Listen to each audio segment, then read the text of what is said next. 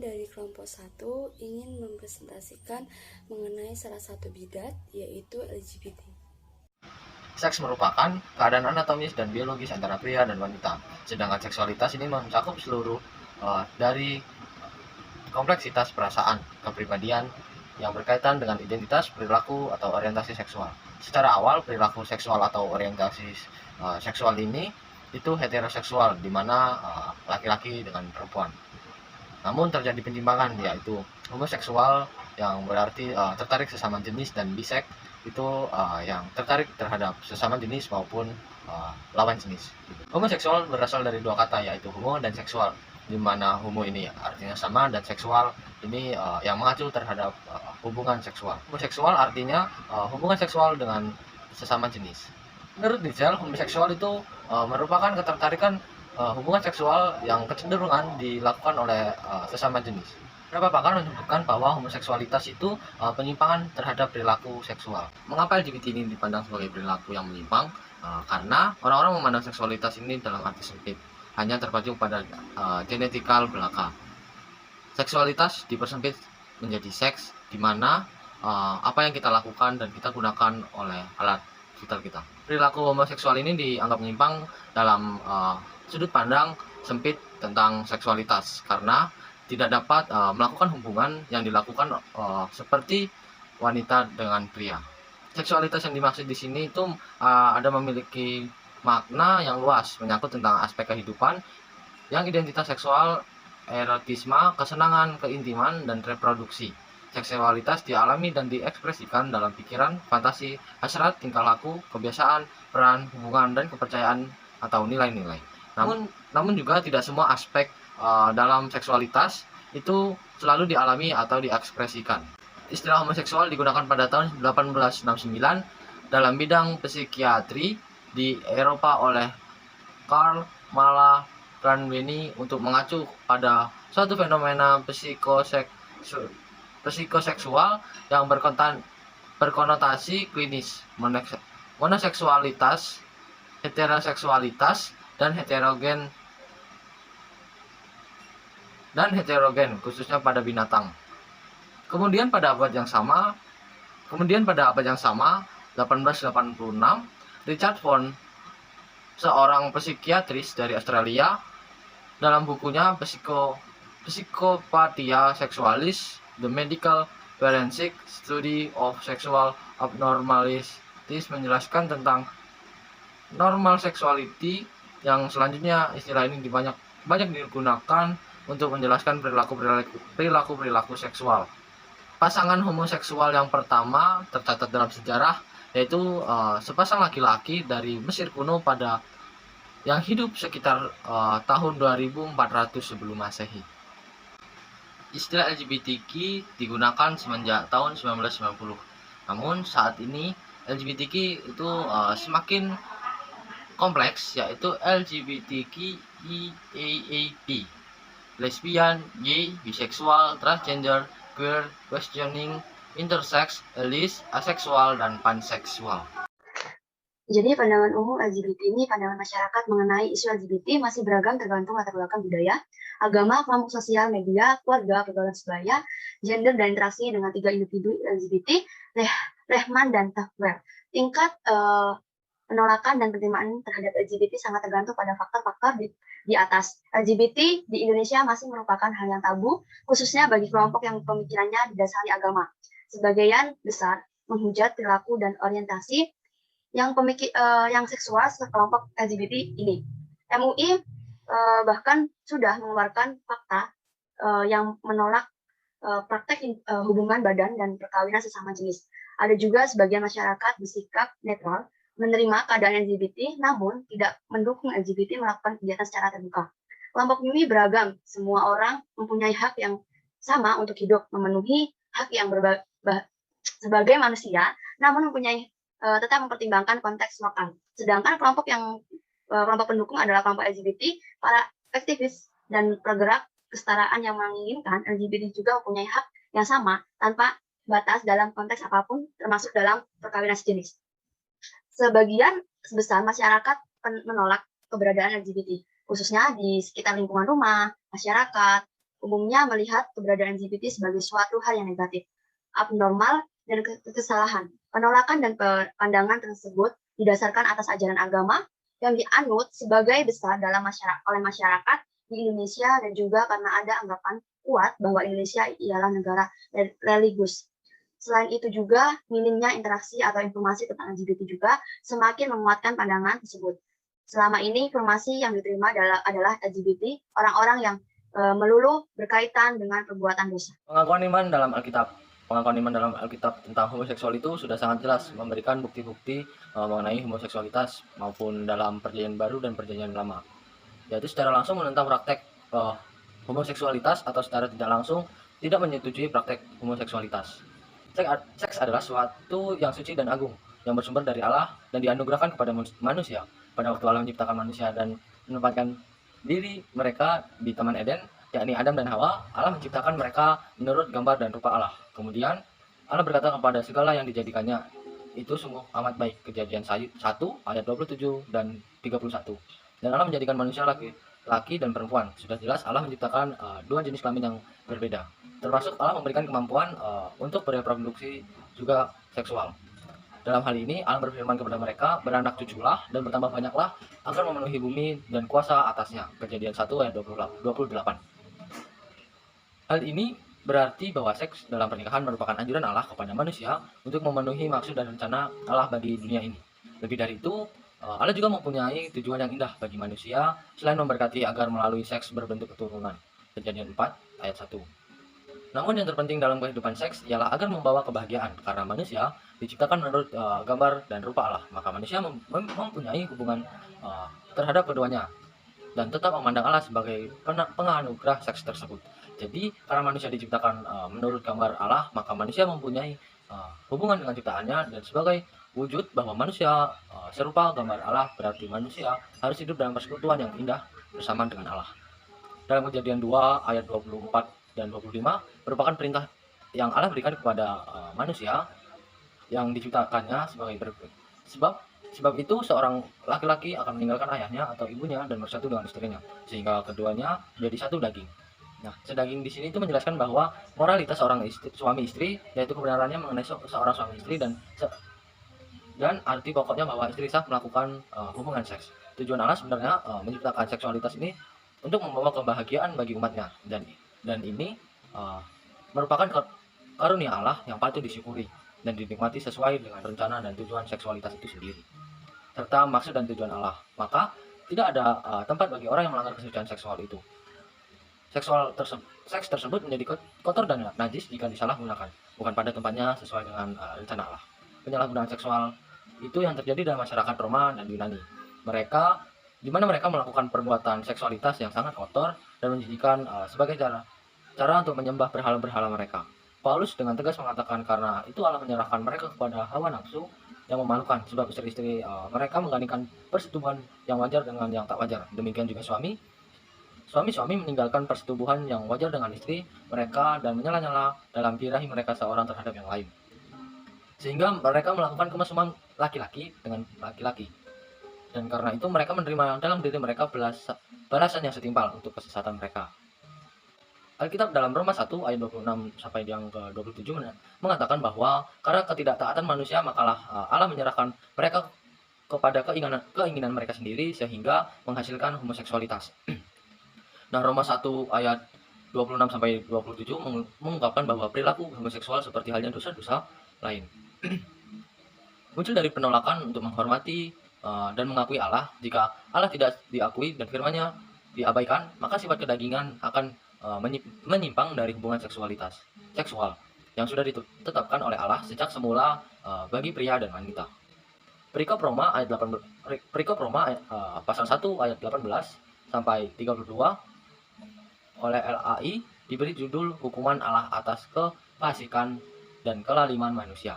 Roma 1 ayat 18 sampai yang ke-25 merupakan pernyataan Paulus tentang penyimpangan yang menimbulkan murka Allah atas dosa. Ayat yang ke-18. Paulus mengaitkan dosa mereka yang tidak mengenal Allah yang menyembah berhala dengan dosa ketertarikan seksual yang menyimpang sebagai konsekuensinya. Pemahaman tentang Allah telah menyimpang dan berakhir pada ketertarikan seksual yang juga menyimpang. Imamat 18 ayat 22 dan Imamat 20 ayat 13, suatu peringatan atau wawasan bagi umat Israel untuk tidak melakukan praktek homoseksualitas seperti yang dilakukan bangsa kafir, bangsa Kanaan. Dalam ibadah kebudayaan Kanaan, pada waktu itu ada praktek homoseksualitas di kuil-kuil yang menyesatkan orang kepada penyembahan berhala yang merupakan kebiasaan keji yang ditentang oleh Allah. 1 Korintus 6 ayat 9 dan 10 menjelaskan bahwa perilaku homoseksual tidak dapat bersekutu dengan Allah. Hubungan vertikal pribadi dengan Allah tidak akan terjadi. Mereka tetap menjauh dari Allah.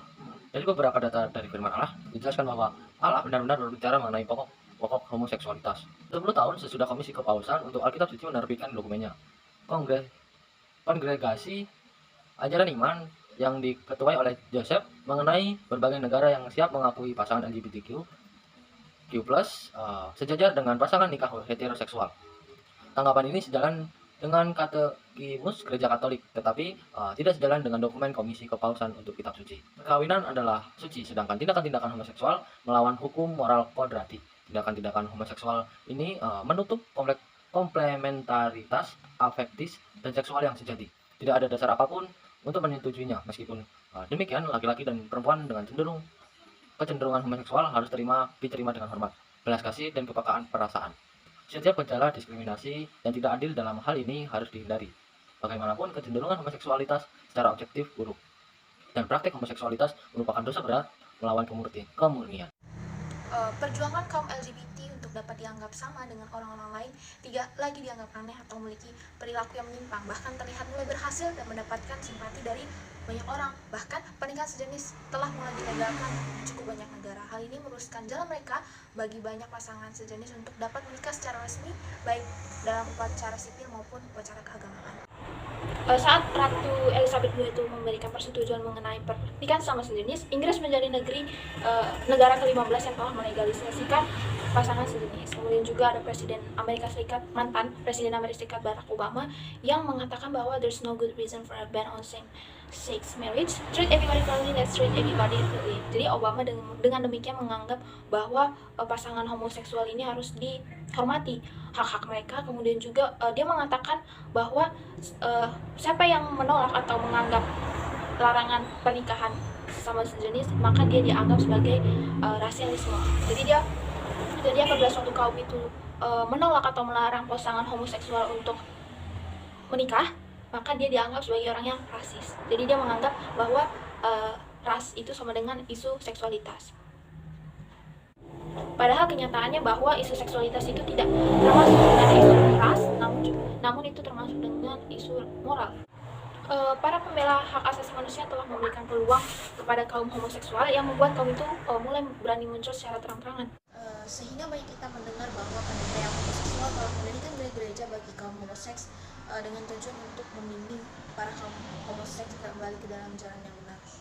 Beberapa alasan dapat diterima secara masuk akal karena beberapa alasannya itu berdasarkan kemanusiaan untuk membawa mereka kaum homoseks itu kembali ke jalan Tuhan.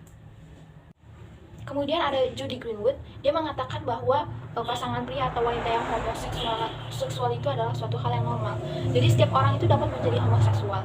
Jadi dia lebih menyukai keintiman sosial dan seksual dengan sesama jenis daripada jenis kelamin yang berlawanan. Oleh sebab itu dia mengatakan bahwa pasangan homoseksualitas itu patut dihargai dan juga dihormati hak-hak mereka.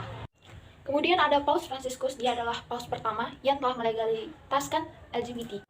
Pernyataan paus ini jelas-jelas bertentangan dengan ajaran lama gereja mereka tentang pasangan sesama jenis. Nah, gereja mereka tersebut tidak mendukung penerimaan hukuman yang secara objektif tidak bermoral. Jadi Paus Fransiskus ini adalah paus yang pertama yang melegalisasikan LGBT yang berlawanan dengan ajaran gereja mereka pada sebelumnya. Gereja-gereja memiliki pandangan yang berbeda-beda mengenai homoseksualitas. Bagian besar dari mereka menentang, bahkan menganggap homoseks itu adalah dosa, sehingga mereka menerapkan disiplin gerejawi dan melarang mereka untuk ikut perjamuan Tuhan.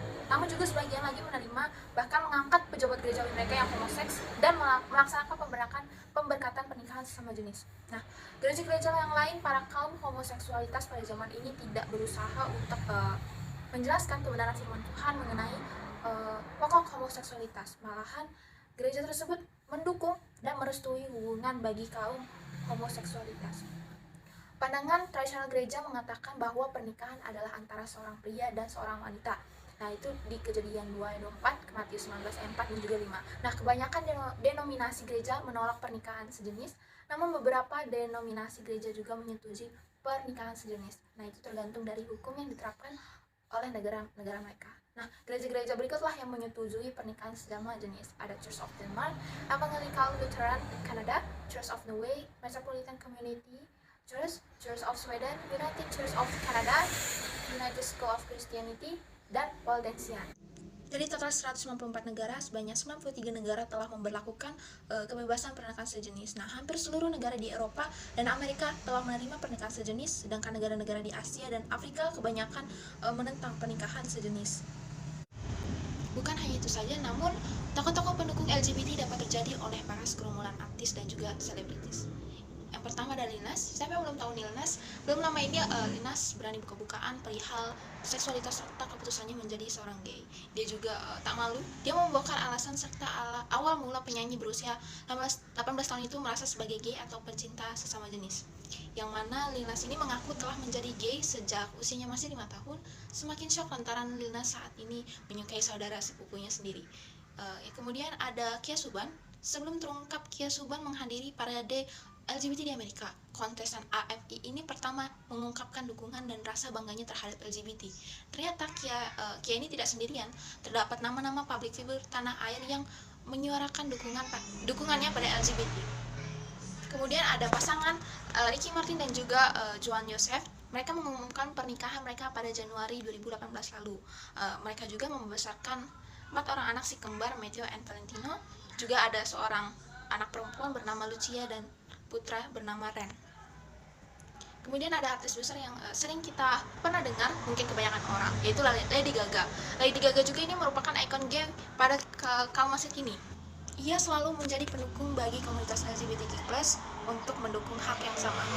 Dalam sebuah wawancara dengan Anita Hen, Gaga berkata pernah menjadi biseksual, bahkan lagunya Poker Face mengandung makna soal identitas biseksualnya. Kemudian ada Adam Lambert, dia mulai mengakui jika dirinya itu seorang homoseksual pada sebuah wawancara majalah terkemuka. Adam pun dia tidak peduli bahkan mengenai hujatan yang mengancam diri dan juga karirnya.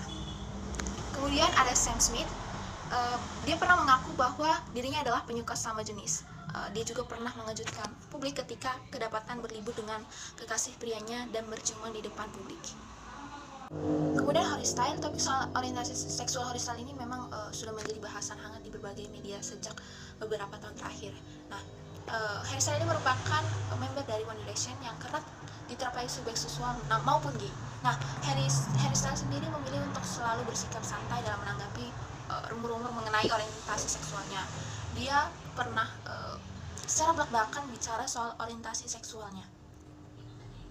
Nah, di dalam sebuah wawancara terbarunya, Harry itu disinggung perihal album barunya, yaitu Fine Line, yang memang mengangkat tema tentang seksualitas. Nah, saat ditanya secara langsung tentang orientasi seksualnya, musisi ini, Harry Styles ini, mengatakan bahwa seksualitas seseorang itu tak bisa dibatasi sesuai gender, melainkan harus dari keinginan individunya masing-masing. Kemudian ada Hong Seok-jun. Dia merupakan selebritis Korea pertama yang mengaku dirinya adalah seorang gay. Nah, kini ia adalah salah satu TV personality ternama di Korea. Nah, Hong Seok-jun ini merupakan seorang aktor dan juga seorang pengusaha. Kemudian ada sutradara film Kim Kwon Soo Kiri menikah dengan pasangan gay-nya yang lebih muda dari dia 19 tahun. Kim Seok Kwon pada September 2013 lalu mendapat pengakuan bahwa dia telah menikah di depan publik dan beberapa sempat demo pada dia, namun dia tidak peduli. Kemudian ada penyanyi solo wanita Magopi yang tak lama setelah debut di 2007, dia mengaku terang-terangan kalau dia itu adalah seorang lesbian. Kemudian pernyataan tersebut membuat dia dikeluarkan dari agensinya.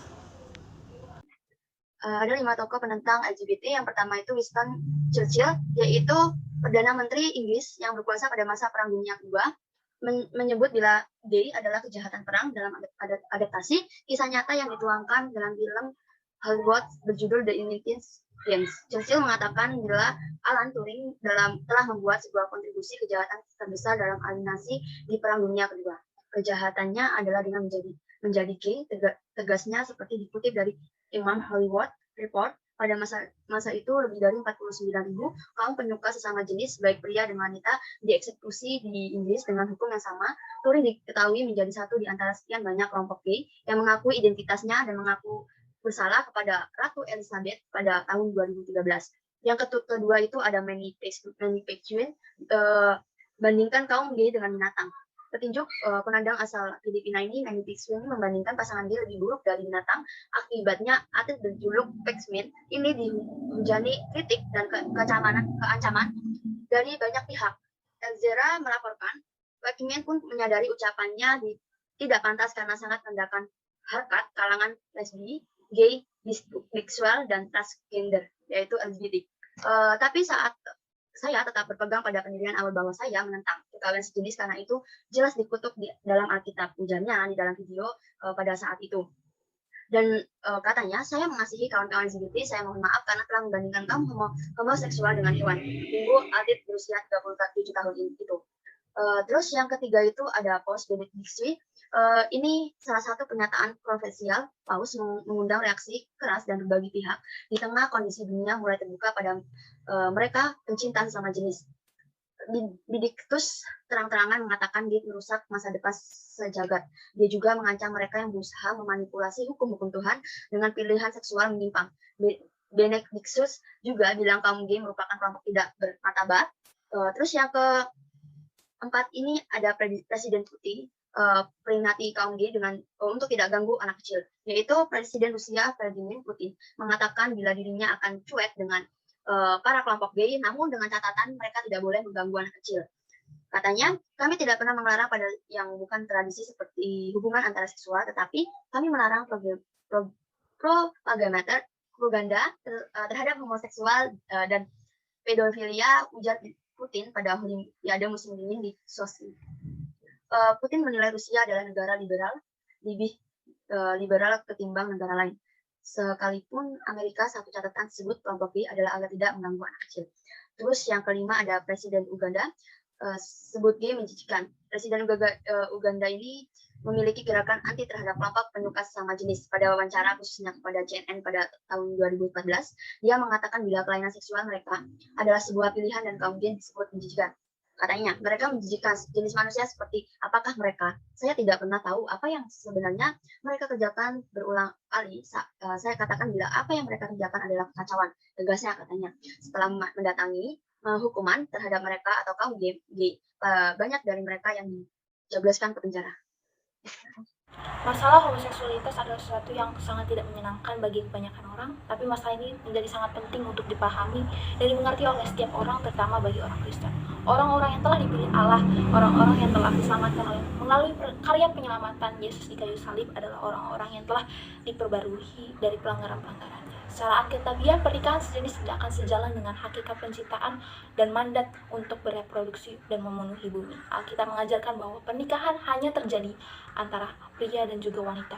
Tidak kebanyakan sekarang kaum homoseks atau kaum LGBT memiliki agama Kristen atau yang mempercayai Yesus, tapi mereka tetap mendorong atau mengesampingkan akan kebenaran firman Tuhan. Dapat kita lihat di Mazmur 50 ayat 16-17 mengenai tentang orang-orang fasik yang selalu beribadah, yang mengetahui akan firman Tuhan, yang selalu berbuat amal, tapi ia tetap mengesampingkan firman Tuhan dan membenci akan teguran firman Tuhan. Orang-orang Kristen yang telah mengalami kelahiran baru telah menerima Roh Kudus, dan Roh Kudus itu telah menarik sebuah garis di hatinya, suatu garis antara apa yang benar dan juga yang salah. Jadi orang Kristen ini memiliki keyakinan dan pengetahuan yang mendalam dari firman Allah yang mengatakan bahwa homoseksualitas itu adalah salah dan juga dosa. Orang Kristen telah diselamatkan melalui salib, melalui karya penyelamatkan Yesus Kristus di kayu salib yang mencurahkan darahnya atas segala pelanggaran-pelanggaran yang telah manusia lakukan. Dan bagi orang Kristen yang telah lahir baru, tidak mungkin kita terus hidup di dalam dosa.